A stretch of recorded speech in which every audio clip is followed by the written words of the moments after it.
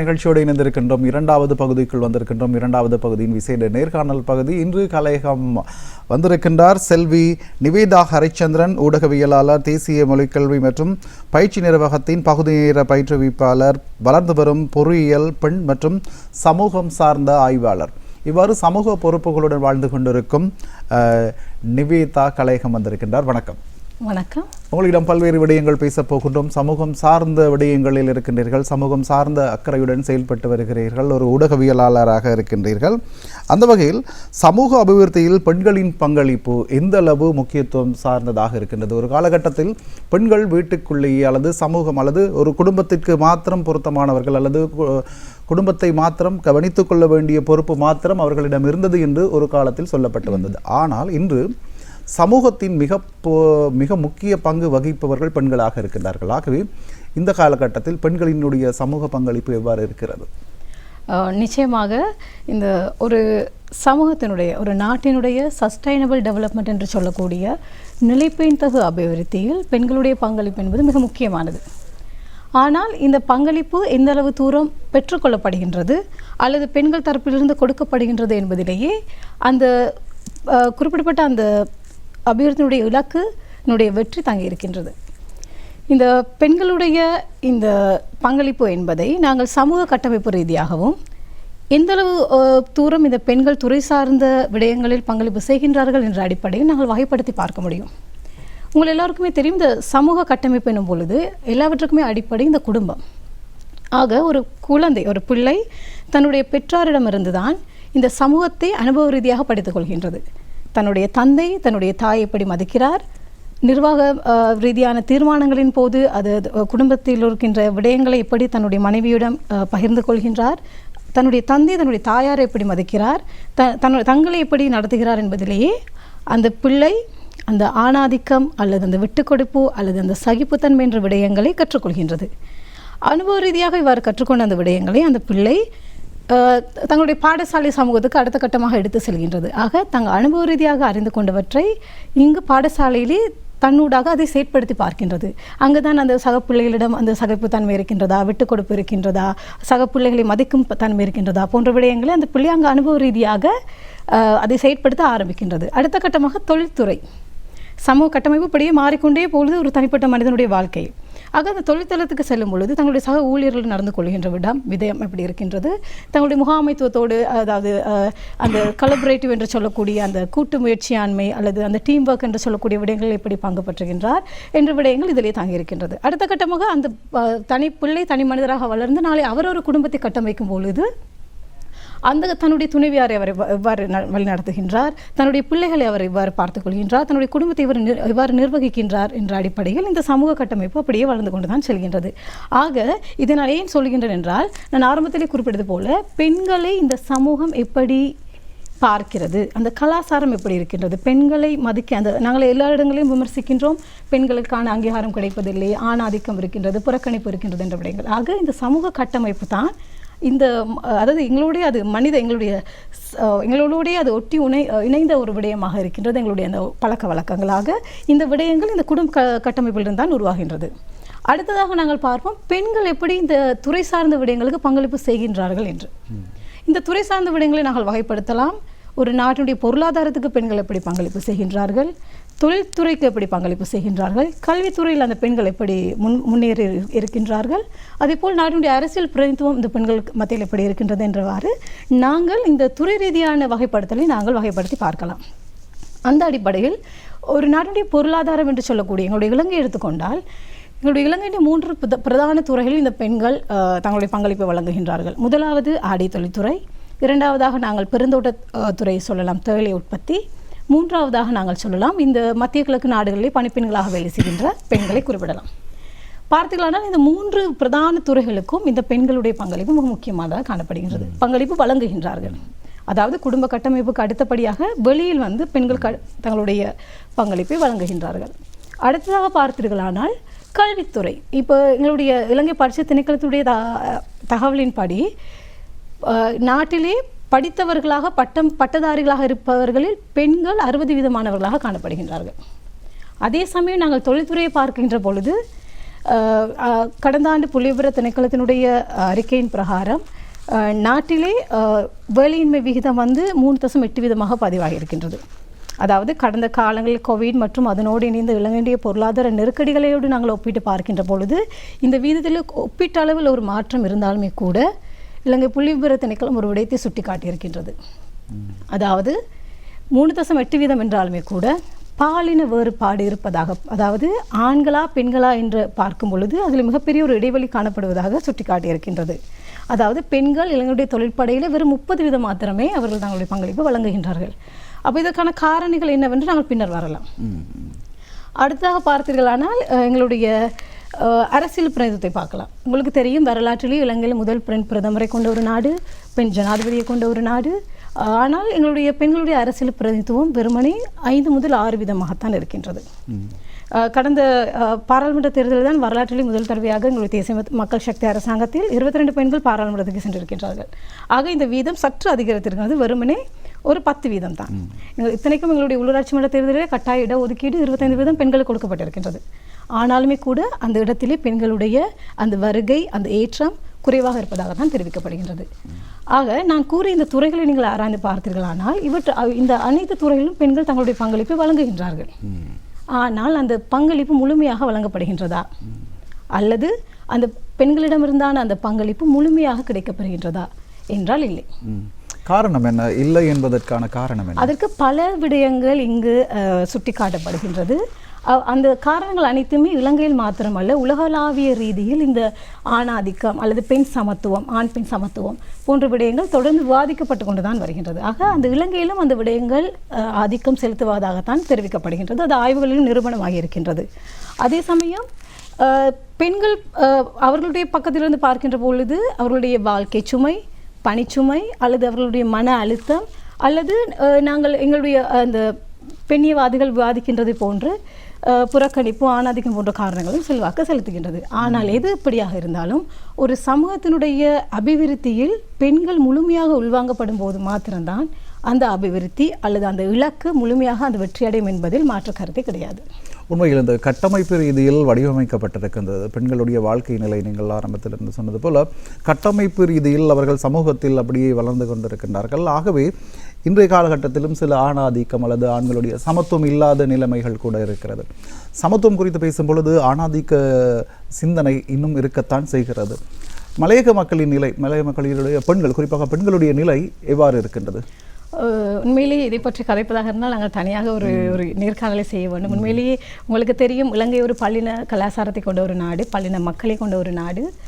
இங்கு பெரும்பான்மை சிறுபான்மை என்ற இனங்கள் காணப்படுகின்றன. அதிலே குறிப்பாக இந்த சிறுபான்மை மக்கள் என்று நாங்கள் இலங்கையில் எடுத்துக்கொண்டால் தமிழ் பேசுகின்ற முஸ்லிம்கள் இருக்கின்றார்கள், வடக்கு கிழக்கிலே வாழ்கின்ற தமிழர்கள் இருக்கின்றார்கள், அதாவது இலங்கை தமிழர்கள் என அடையாளப்படுத்தப்பட்டு இருக்கின்றார்கள். மூன்றாவதாக இந்த மலையக சமூகம், இந்தியாவிலிருந்து இங்கு வந்து குடியமர்ந்திருக்கின்ற இந்திய வம்சாவளி மலையக தமிழர்கள் இருக்கின்றார்கள். ஆனால் இது துரதிருஷ்டவசமாக இந்த 3 சமூகங்களை நாங்கள் ஒப்பிட்டு பார்க்கின்ற பொழுது இன்று வரை கிட்டத்தட்ட 200 ஆண்டுகளுக்கு மேலாக ஒரு ஓரம் கட்டப்பட்ட அல்லது ஒடுக்குமுறைக்கு ஆளான ஒரு சமூகமாக இந்த பெருந்தோட்ட துறை சமூகம் காணப்படுகின்றது. இவர்களை பொது பெயராக நாங்கள் மலையகம் என்று அடையாளப்படுத்துகின்றோம். உண்மையாக அந்த மலையகத்திலே பெருந்தோட்ட தொழிலாளர்கள் மாத்திரமின்றி இன்னுமே வறுமை கோட்டுக்குள் இருக்கின்ற ஏனையோரும் இருக்கின்றார்கள். காரணம் என்னென்றால் அங்கு சரியான முறையான ஒரு தொழில் தளம் அவர்களுக்கு கிடையாது. அதிலும் குறிப்பாக இந்த மலையக பெண்களை பற்றி நாங்கள், அதாவது பெருந்தோட்டத்துறை பெண்களை பற்றி கதைப்பதாக இருந்தால் உங்களுக்கு தெரியும், அவர்கள் தேயிலை மலையிலே, மலையாகட்டும் வெயிலாகட்டும், அந்த தேயிலை மலைகளில் தான் அவருடைய வெட்ட வெளியில் தான் அவருடைய வேலை. ஆக அவர்களுக்கு ஒரு கழிப்பறை கிடையாது, ஒரு சுகாதார வசதி, ஒரு ஓய்வறை கிடையாது. அவர்களுக்கு இன்னமுமே போஷாக பிரச்சனை காணப்படுகின்றது. அவர்களுக்கான முறையான ஒரு தொழில் கட்டமைப்பு கிடையாது. வெறுமனே நாங்கள் வந்து பெருந்தோட்டத்துறையை பற்றி கதைக்கும் போது சம்பள பிரச்சனை, காணி விவகாரம் என்ற விடயங்களை பற்றி நாங்கள் தொடர்ந்து பேசிக்கொண்டே வருகின்றோம். அது உண்மையிலேயே அவர்களுக்கு கிடைக்க வேண்டிய ஒரு அங்கீகாரம் என்றாலும் கூட இதற்கு அப்பால் அந்த மக்களுக்கு இருக்கின்ற சுகாதார ரீதியான போஷாக்கு பிரச்சனை என்பது இலங்கையிலே பட்டியலிட்டால் எங்களுடைய பெருந்தோட்ட சமூகம் தான் முதலில் வருகின்றார்கள். அவர்களுக்கு இன்னுமே அந்த போஷாக்கு பிரச்சனை தொடர்ந்து காணப்பட்டு கொண்டே வருகின்றது. அதில் பெண்கள் குறிப்பாக கர்ப்பிணிகளாக 7 மாதம் வரை அந்த தேயிலை மலையில் வேலை செய்கின்றார்கள். அந்த திரிபோஷா என்று சொல்லக்கூடிய அந்த உணவை தவிர அவர்கள் கோதுமை மாதான் அவருடைய பிரதான உணவாக இருக்கின்றது. இது எத்தனையோ ஆய்வுகள் சுட்டிக்காட்டியிருந்தும் கூட இன்னுமே அந்த அவர்களுடைய வாழ்க்கை முறையில் எந்த விதமான ஒரு மாற்றம் கொண்டு வரப்படவில்லை. இவ்வாறு பெருந்தோட்ட சமூகம் குறிப்பாக பல்வேறு இடர்களுக்கு இருக்கின்றது. கல்வித்துறை எடுத்துக்கொண்டாலும் சரி, போசனை எடுத்துக்கொண்டாலும் பரவலாக பேசப்படும் விடையும் பேசிக்கொண்டே இருக்கிறோம், காலம் முழுக்க பேசிக்கொண்டே இருக்கிறோம். இதற்கு மாற்றம் ஒரு ஊடகம் சார்ந்த விடயங்களில் மாற்றத்தை ஏற்படுத்தலாம். நீங்கள் மலையகத்தை பிரதிநிதித்துவப்படுத்தி ஒரு பெண்ணாக இருக்கின்றீர்கள், ஊடகவியலாளராக இருக்கின்றீர்கள். ஊடகத்தின் பொறுப்பு மலையக பெண்களை சார்ந்து எவ்வாறு இருக்க வேண்டும்? நிச்சயமாக ஒரு மலையத்தை பிரதிநிதித்துவப்படுத்துகின்ற ஒரு ஊடகவியலாளராக எங்களால் இயன்ற விடயங்களை நாங்கள் சுட்டிக்காட்டுகிறோம். என்னுடைய தனிப்பட்ட இந்த பயணத்தில், இந்த ஊடக பயணத்தில் இயலுமான வரை எங்களுடைய எழுத்துக்கள் ஊடாக எங்களுடைய சமூகம் சார்ந்த விடயங்களை நாங்கள் வெளிக்கொண்டு வந்திருக்கிறோம். ஆய்வுகள் ஊடாக சுட்டிக்காட்டப்பட்ட விடயங்களை நாங்கள் பெருந்தோட்டத்துறையாகட்டும் அல்லது அரசாங்கமாகட்டும் நாங்கள் நேரடியாக அவர்களுக்கு சுட்டிக்காட்டி இன்றுமே அவர்களோடு நாங்கள் ஃபைட் பண்ணி கொண்டு தான் இருக்கின்றோம். இன்னுமே கூட இந்த பெருந்தோட்டத்துறை சார்ந்த அந்த சமூகத்தை அவர்கள் வாழ்வாதார ரீதியாக அவர்களை கட்டியெழுப்ப வேண்டிய ஒரு பொறிமுறை இன்னுமே கட்டியெழுப்பப்படவில்லை. ஆக இந்த அரசாங்கம், உங்களுக்கு தெரியும், தேசிய மக்கள் சக்தி அரசாங்கம் பெருந்தோட்டத்துறை அந்த மக்கள் சார்பாக நிறைய விடயங்களை அவர்கள் வாக்குறுதி அளித்திருக்கின்றார்கள். அதற்கேற்றவாறான காய் நகர்த்தங்களை இப்போது செய்து கொண்டு வருகின்றார்கள். உண்மையிலே நாங்களும் எதிர்பார்த்து காத்திருக்கின்றோம் இந்த மக்களுக்கு ஏதாவது ஒரு விடிவு காலம் கிடைக்க வேண்டும் என்றது. அது அரசியல், அதாவது தேசிய நீரோட்டத்தோடு இந்த மக்கள் இணைத்துக் கொள்ளப்பட வேண்டும் என்பதே எல்லாருடைய எதிர்பார்ப்பாக இருக்கின்றது. அதற்கான நடவடிக்கைகள் எடுக்கப்படுமாக இருந்தால் முதலில் நாங்கள் சந்தோஷப்படுவது அந்த சமூகத்தை பிரதிநிதித்துவப்படுத்தி இன்று குரல் கொடுக்கின்ற ஊடகவியலாளர் நாங்களாகத்தான் இருப்போம்.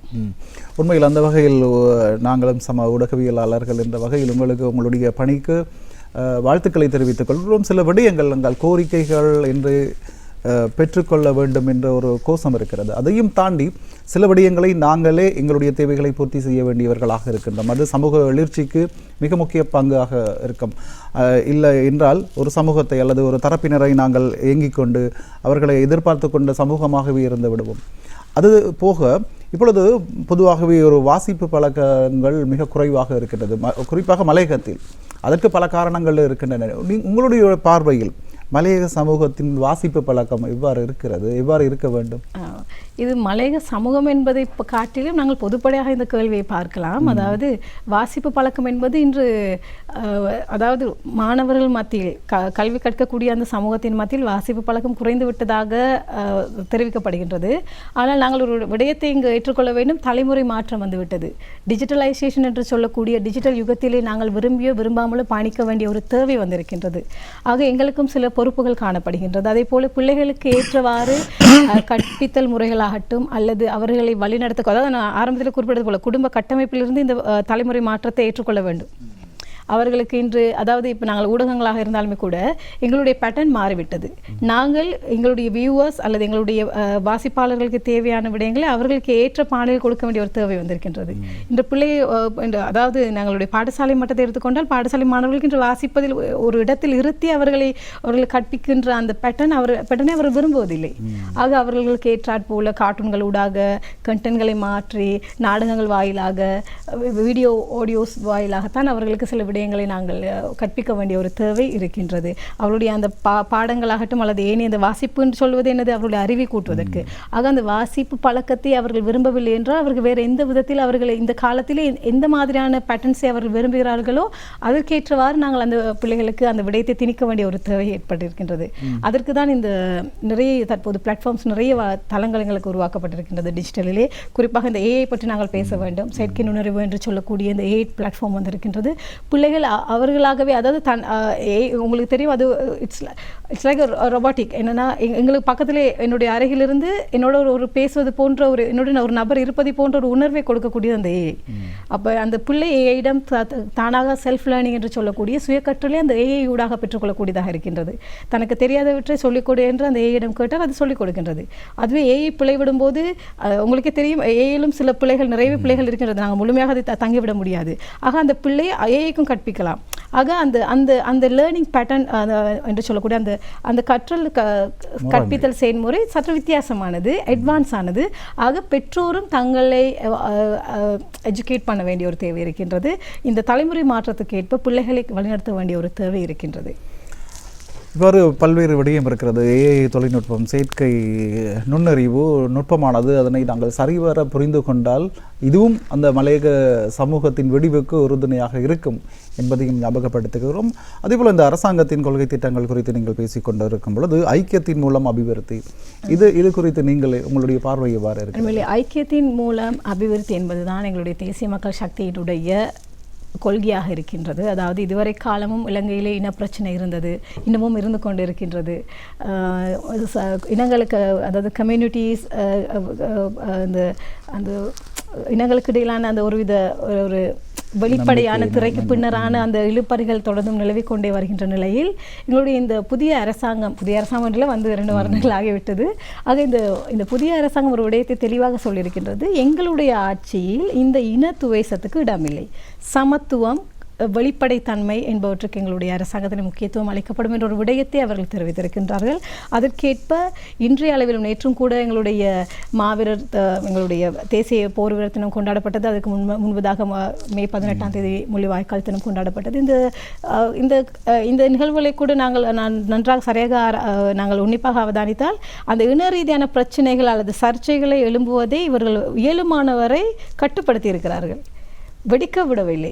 ஆக இவர்கள் இயலுமானவரை அந்த இனங்களுக்கு, இனக்குழுக்களுக்கு இடையிலான அந்த புரிதலோடு அந்த எந்த விதமான சலசலப்பும் இல்லாமல் ஆட்சியை கொண்டு செல்ல முயற்சிக்கிறதை நாங்கள் அவதானிக்கின்றோம்.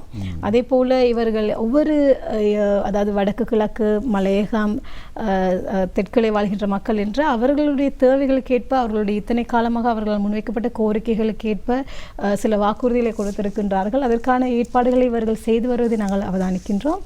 ஆனாலுமே கூட இந்த துரதிருஷ்டவசமாக உங்களுக்கு தெரியும், இலங்கை கடந்த காலங்களில் பொருளாதார நெருக்கடியை எதிர்கொண்டிருந்தது.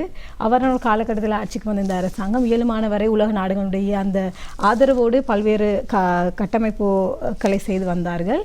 ஆனால் துரதிருஷ்டவசமாக கடந்த ஆண்டு தித்வா புயல் எதிர்கொள்ள வேண்டி ஏற்பட்டது. தற்போதும் கூட மத்திய கிழக்கில் ஏற்பட்ட இந்த பூகோள அரசியல் மாற்றத்தின் காரணமாக ஒரு போர் பதற்றம் நிலவுகின்றது. இது எங்களை போன்ற பிறரில் தங்கியிருக்கின்ற அல்லது அபிவிருத்தி அடைந்து வருகின்ற நாடுகளுக்கு மிகப்பெரிய ஒரு நெருக்கடி ஏற்படுத்தியிருக்கின்றது. ஆக இவ்வாறான இக்கட்டான சூழ்நிலையில் எங்களுடைய நாடு அவற்றை இவ்வாறு, எங்களுடைய அரசாங்கம், நாடு என்பதோடு எங்களுடைய அந்த காலப்பகுதியில் இருக்கின்ற ஒரு அரசாங்கம் இப்படி அந்த விடயங்களை, அந்த சவால்களை எதிர்கொள்கின்றது என்பதிலே தான் அந்த நெருக்கடிகளை சமாளிக்கும் திறன் தங்கி இருக்கின்றது. அந்த வகையில் நாங்கள் பார்க்கும் பொழுது எங்களுடைய தற்போது ஆட்சியில் இருக்கின்ற அரசாங்கம் இயலுமானவரை தங்களுடைய நாட்டு மக்களை அந்த சலசலப்பு அல்லது பதற்றத்துக்குள் அல்லது நெருக்கடிக்குள் மேலும் திணிக்காத வகையில் தங்கள் இயலுமான அந்த காய் நகர்த்தல்களை அவர்கள் செய்து வருகின்றார்கள். உண்மையில் அது பாராட்டத்தக்க விடயமாகத்தான் இருக்கின்றது. மலையக உறவுகள் குறித்து பேசிக் கொண்டிருக்கும் பொழுது இந்தியா தெப்புள் கொடியுறவாக காணப்படுகிறது. நீண்ட காலமாக இந்தியாவுக்கும் குறிப்பாக மலையக தமிழர்களுக்கும் இடையிலான தொடர்புகள் இருக்கிறது, இன்றளவும் இருந்து கொண்டுதான் இருக்கிறது. அண்மையில் இந்தியாவை பற்றி புரிந்து கொள்வோம் என்ற ஒரு திட்டத்தில் இந்தியாவுக்கு உங்களுக்கு செல்வதற்கு வாய்ப்பு கிடைத்தது. அந்த பயணம் இந்தியா, இலங்கை, குறிப்பாக மலையகம் குறித்தான பார்வையை எவ்வாறு வைத்திருக்கின்றது? நிச்சயமாக கடந்த வருடம் நாங்கள் இந்த ஃபெலோஷிப் திட்டத்துக்காக அப்ளை பண்ணி ஜனவரி மாதம் அதுக்கான வாய்ப்பு கிடைத்தது இலங்கையிலிருந்து செல்வதற்கு.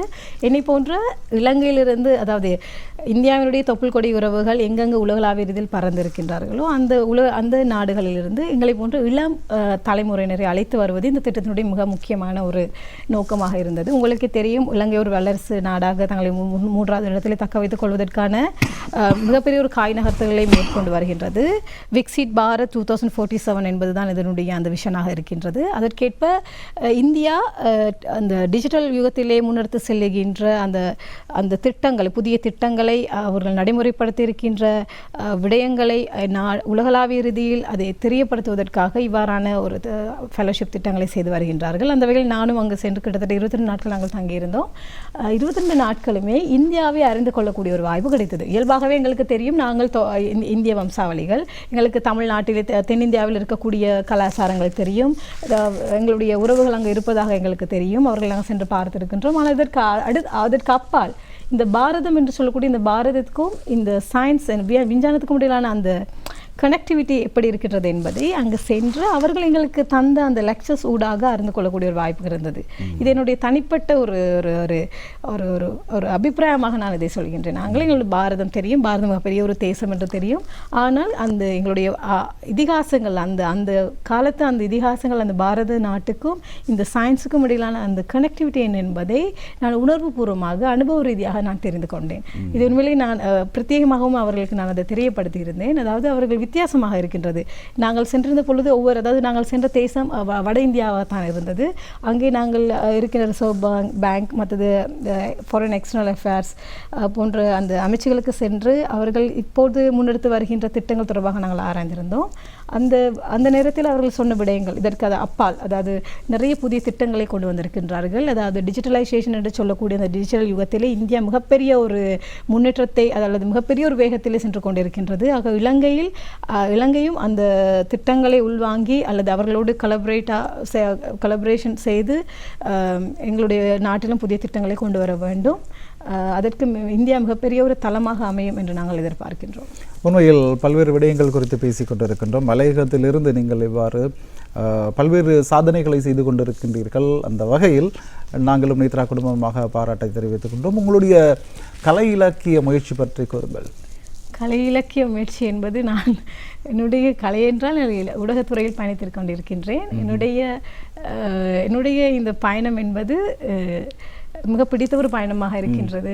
மிக சவால்கள் நிறைந்த ஒரு பயணமாக இருக்கின்றது. எங்களுக்கு கிடைத்திருக்கின்ற அந்த தளம் நாங்கள் எங்கு நான் கடமையாற்றுகின்ற என்னுடைய வேலைத்தளம் எனக்கான வாய்ப்பை கொடுக்கின்றது. உண்மையிலே நாங்கள் இதற்கான நன்றிகளை தெரிவிக்க வேண்டுமாறான ஒரு தளங்களில் எங்களுடைய அந்த நன்றியை இப்படியாவது தெரிவித்துக் கொள்வதில் எனக்கு ஒரு சந்தோஷமாக இருக்கின்றது.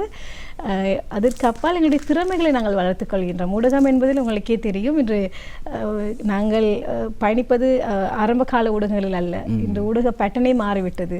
ஆக நாங்கள் விரும்பாமலோ எங்களை நாங்களே செல்ஃப் எஜுகேட் பண்ண வேண்டிய ஒரு தேவை ஏற்பட்டுவிட்டது. ஆக தினந்தோறும் புதிய புதிய விடயங்களை நாங்கள் படித்துக் கொள்கின்றோம். அதற்கு எங்களுக்கு இப்படியான ஒரு துறைகள் எங்களுக்கு வாய்ப்பளிக்கும் பொழுது அதுதான் எங்களுக்கு கிடைக்கின்ற மிகப்பெரிய ஒரு வரப்பிரசாதம். நான் இருந்த இடத்திலேயே இப்படியே இருந்து கொண்டால் அல்லது நானே செல்ஃப் அவேர்னஸ் செய்து கொள்ளாவிட்டால் என்னால் முன்னேற முடியாது. அதே போல் நான் எவ்வளவுதான் திறமையாக இருந்தாலும் என்னை தட்டி கொடுக்க ஒருவர் வேண்டும். அதற்கு எங்களுக்கு ஒரு களம் கிடைக்குமாக இருந்தால் அதுதான் எங்களுக்கு கிடைத்த ஒரு வாய்ப்பாக நான் கருதுகிறேன். அந்த வகையில் என்னுடைய கலை என்பதை நான் இன்னுமே அதை அப்படி விளங்கப்படுத்துவதை விட என்னுடைய ஊடக பயணம் தான் என்னுடைய கலைத்துறையில் நான் படைக்கப் போகும் சாதனையாக நான் கருதுகின்றேன். குறிப்பாக மலையகத்திற்கு எத்தனையோ விடயங்கள் இருக்கிறது. குறிப்பாக அவர்களுடைய சுயமாக சிந்தனை, அவர்கள் சிந்தனை தான் அவருடைய விடியல் தங்கி இருக்கின்றது. மலையக மக்களுக்கு இன்னும் என்னென்ன விடயங்கள் குறித்து கவனம் செலுத்த வேண்டியவர்களாக இருக்கிறார், என்னென்ன விடயத்தில் அவர்கள் நுட்பமாக சிந்திக்க வேண்டியவர்களாக இருக்கிறார்கள்? நிச்சயமாக இப்போது பேசு பொருளாக இருக்கின்றது இந்த மலையக விவகாரம். அதாவது பெருந்தோட்டத்துறை. மலையகம் என்றாலே நாங்கள் பெருந்தோட்ட சமூகம் சார்ந்துதான் கதைக்க வேண்டியிருக்கின்றது. மலையகம் முன்னேறிவிட்டதா என்றால் நிச்சயமாக முன்னேறிவிட்டது. அதில் எந்த மாற்று கருத்துக்கும் கிடையாது. ஆக முன்னேறாத விடயங்கள் என்ன, யார் முன்னேறாமல் இருக்கின்றார், யாருக்கு தேவை என்று காணப்படுகின்றது என்றால் அது இந்த பெருந்தோட்ட சமூகத்துக்கு தான் காணப்படுகின்றது. பெருந்தோட்டத்தில் ஆரம்ப காலத்தில் உங்களுக்கு தெரியும், இந்த தோட்டத்துறை ஆரம்பித்த போது கிட்டத்தட்ட 5 முதல் 6 லட்சம் பேர் வரை இருந்தார்களாம். ஆனால் தற்போது வெறுமனே 1,35,000 முதல் 90,000 பேர் வரை தான் இருக்கின்றார்கள். அதிலுமே இந்த நான் ரெஜிஸ்டர் ஒர்க்கர்ஸ் என்று சொல்லக்கூடிய பதிவு செய்யப்படாத தொழிலாளர்கள் உள்வாங்கப்பட்டதால் அந்த தொகையில் மிகப்பெரிய ஒரு மாற்றம் வந்திருக்கின்றது. ஆக தேவை ஏற்பட்டிருப்பது இந்த எக்ஸாக்டாக இந்த 95,000 பேருக்கு மாத்திரம்தான். ஆக இந்த 95,000 பேருக்கான ஏன் இந்த ஒரு குறிப்பிட்ட இந்த சமூகம் மாத்திரம் இதுவரையில் முன்னேற்றப்படாமல் இருக்கின்றார்கள் என்பதுதான் இங்கு கேள்வி. முன்னேற்றப்படாமல் இருக்கின்றார்கள். ஆக இவர்களை சுற்றி இருக்கின்ற அல்லது இவர்களை டேக் ஓவர் பண்ணியிருக்கின்ற, இவர்களை கட்டுக்குள் வைத்திருக்கின்ற அந்த ஆதிக்க சமூகத்தினர் சற்று விட்டு கொடுத்து அவர்களையும் மனிதர்களாக ஏற்றுக்கொண்டு அவர்களையும் இந்த அரசாங்கத்துடைய தேசிய நீரோட்ட பயணத்துக்குள் அவர்களை உள்வாங்குவதற்கான அந்த வேலை திட்டங்களை ஏற்படுத்தி கொடுக்கக்கூடியவர்களாக அவர்களுக்கு பொறுப்பானவர்கள் இருக்க வேண்டும். கடந்த வாரங்களிலே கூட நாங்கள் பார்த்த 3-4 சம்பவங்கள் பெருந்தோட்ட தொழிலாளர்களை தாக்கிய சம்பவங்களை நாங்கள் பார்த்தோம். உண்மையிலே கவலைக்குரிய விடயம். ஒரு தோட்ட நிர்வாகம் என்பது, அதாவது அந்த 99 ஆண்டுகால குத்தகை அடிப்படையில் நாங்கள் இந்த அரசாங்கத்திடம் இந்த பெருந்தோட்ட கம்பெனிகள் குத்தகையை பெற்றுக்கொண்டிருக்கின்றார்கள். ஆனால் இந்த மக்களையும் அவர்கள் அவர்கள் அந்த நடத்துகின்ற விதத்தை அவர்கள் மாற்றிக்கொள்ளவில்லை என்பது மிகப்பெரிய ஒரு கவலைக்குரிய விடயம். என்னால் காலம் மாறிவிட்டது, அவர்களுக்கும் சற்று விளங்க வேண்டும். அந்த அடாவடியாக அவருடைய நிர்வாக கெடுபிடிகளுக்குள் ஒரு சமூகத்தை கட்டுக்குள் வைத்திருப்பது என்பது ஏற்றுக்கொள்ள முடியாது. மனித உரிமை அல்ல, அது மனித உரிமை மீறலான ஒரு விடயம். ஆனால் அவர்கள் தரப்பிலும் ஒரு ஊடகவியலாளராக நாங்கள் ஆய்வு செய்து ஒரு விடயத்தை இன்வெஸ்டிகேட் பண்ணுகின்ற பொழுது இந்த நிர்வாக தரப்பில் தெரிவிக்கப்படுகின்றது, நாங்கள் அப்படி செய்யவில்லை. சில சமயங்களில் கருத்து முரண்பாடுகள், அவர்கள் எங்களோடு கதைக்கின்ற விதம் அல்லது நாங்கள் அவரோடு கதைக்கின்ற விதத்தில் இந்த கை கலப்புகள் வருகிறதே ஒழிய நிர்வாகங்களால் நிர்வாகங்களாக வேண்டுமென்று செய்வதில்லை என்ற ஒரு விடயத்தை அவர்கள் சொல்கின்றார்கள். ஆனால் எது எப்படியோ இந்த சமூகம் இன்னும் வரை முன்னேற்றப்படாமல் இருப்பதற்கு இந்த பெருந்தோட்ட கம்பெனியுடைய பூர்ண ஒத்துழைப்பு இல்லை என்பதுதான் மிக பிரதான காரணம். இது எல்லாவற்றையும் விட நாங்கள் மலைய சமூகத்தை பெருந்தோட்ட சமூகத்தை பற்றி நாங்கள் தொடர்ந்து கதைப்பதிலும் காட்டிலும் அவர்களுக்கு கை கொடுப்பதற்கு நாங்கள் முன்வர வேண்டும். எங்களுடைய மலைய சமூகம் வளர்ந்து விட்டது, முன்னேறிவிட்டது. எத்தனையோ வைத்தியர்கள், பொறியியலாளர்கள், சட்டத்தரணிகள், நீதிபதிகள் என்று சொல்லக்கூடிய அளவுக்கு உங்களுக்கு மஸ்கேலியா பிரதேசத்திலிருந்து அமெரிக்காவிலே ஒருவர் விஞ்ஞானியாக இருக்கின்றார். அவர் இன்று அந்த பிரதேசத்திலே பிள்ளைகளுக்கு ஸ்காலர்ஷிப் கொடுப்பதாக நாங்கள் கேள்விப்பட்டோம். அந்த மாதிரி எத்தனையோ விரல் விட்டு சொல்லக்கூடிய முக்கியமான ஒரு பிரதானிகள் எங்களுடைய சமூகத்தில் இருக்கின்றார்கள். ஆனால் இங்கு எக்ஸாக்டாக இங்கு தேவை யாருக்கு என்றால் அந்த பெருந்தோட்ட சமூகத்துக்கு தான் தேவைப்படுகின்றது. ஆக இவர்களுக்கு போசாக பிரச்சனை இருக்கின்றது, வாழ்வாதார பிரச்சனை இருக்கின்றது, பொருளாதார பிரச்சனை இருக்கின்றது. இந்த அனைத்து பிரச்சனைக்குமான பிரதான தீர்வாக நாங்கள் என்னுடைய அனுபவ ரீதியில் நான் செய்த ஆய்வுகளூடாக நான் சொல்வது, அவர்களுக்கு மாற்று வாழ்வாதார முறைகளை நாங்கள் புகுத்த வேண்டும். தேயிலை மலையில் வேலை இருந்தால் மாத்திரம்தான் அவர்களுக்கு வேலை. கொழுந்து இல்லாத நாட்களில் அவர்களுக்கு வேலை கிடையாது. அப்போ அந்த தொழிலாளர் வர்க்கம் என்ன செய்கின்றது, இன்னொரு தொழிலாளர்களிடம், இன்னொரு சிறுதோட்ட உரிமையாளரிடம் சென்று வேலை கேட்டு வேலை செய்கின்றார்கள். அவர் வேலை கொடுத்தால் அவருக்கு வேலை, இல்லாட்டி அவர் வீட்டில் இருக்க வேண்டும். ஆக நாங்கள் ஒரு மாற்று வாழ்வாதார முறையோ, ஒரு மாட்டு பண்ணையோ அல்லது கோழி பண்ணையோ அல்லது ஏதோ ஒரு தையலோ, ஏதோ ஒரு பெண் தலைமை தாங்கும் குடும்பங்களுக்கு ஏதாவது ஒரு கைத்தொழிலை நாங்கள் அவர்களுக்கு புகுத்துவோமாக இருந்தால் நிச்சயமாக அவர்கள் பெருந்தோட்ட கம்பெனிகளை தாங்கி இருக்க வேண்டிய அவசியம் இல்லை. அவர்களாகவே செல்ஃப் அவேர்னஸாக அவர்கள் செல்ஃப் கைடிங் செய்து கொள்வார்கள். ஆக அதற்கான வேலை திட்டம் என்ன என்பது, அதற்கான அந்த பொறிமுறை என்ன என்பதை இந்த சமூகம் சார்ந்து குரல் எழுப்புகின்ற சகல தரப்பினரும் ஒரு மேசையில் அமர்ந்து இதுக்கான ஒரு பொறிமுறை ஒன்றை நாங்கள் முன்வைத்து அதை நடைமுறைப்படுத்துவதற்கான ஏற்பாடுகள் நாங்கள் மேற்கொள்ள வேண்டும் என்பது எங்களுடைய கருத்து. உண்மையில் மாற்றம் ஒன்றுதான் மாறாதது. மாற்றத்திற்கு நமது சிந்தனையில் மாற்றம் அவசியம். அவ்வாறு சிந்தனையில் மாற்றம் ஏற்பட்டால் நமது வாழ்க்கையும் நிச்சயமாக மாறும் என்ற பல்வேறு விடயங்களை வலியுறுத்தி பல்வேறு நுட்பமான பல விடயங்களை, சிந்திக்க வேண்டிய பல விடயங்களை பகிர்ந்து கொண்டமைக்காக செல்வி நிவேதா ஹரிச்சந்திரன் அவர்களுக்கு நாங்கள் நேத்ரா குடும்பம் சார்பாக மீண்டும் நன்றிகளை தெரிவித்துக் கொள்கிறோம். நன்றி, வணக்கம். அந்த வகையில் இன்றைய முதலாவது கலந்துரையாடல் பகுதியை நாங்கள் நிறைவு செய்து கொள்ளலாம். செல்வி நிவேதா ஹரிச்சந்திரன் ஊடகவியலாளர், தேசிய மொழிக்கல்வி மற்றும் பயிற்சி நிர்வாகத்தின் பகுதி நேர பயிற்றுவிப்பாளர், வளர்ந்து வரும் பொறியியலாளர், பெண் சமூக மற்றும் சமூகம் சார்ந்த ஆய்வாளர். இவ்வாறு பல்வேறு அந்த அந்தஸ்தில் நின்று கொண்டு சமூகத்திற்காக பல்வேறு சேவையாற்றி வருகிறார். அவர்களுக்கு மீண்டும் நேத்ரா குடும்பம் சார்பாக நன்றிகளையும் பாராட்டுகளையும் தெரிவித்துக் கொண்டு தொடர்ந்தும் வடக்கு நேத்ரா நிகழ்ச்சியோடு இணைந்திருங்கள். மற்றும் ஒரு இனிய நேர்காணல் உங்களுக்காகவே காத்திருக்கிறது. இப்பொழுது ஒரு இனிமையான பாடலை தொடர்ந்து இரண்டாவது நேர்காணல் பகுதியில் சந்திக்கலாம்.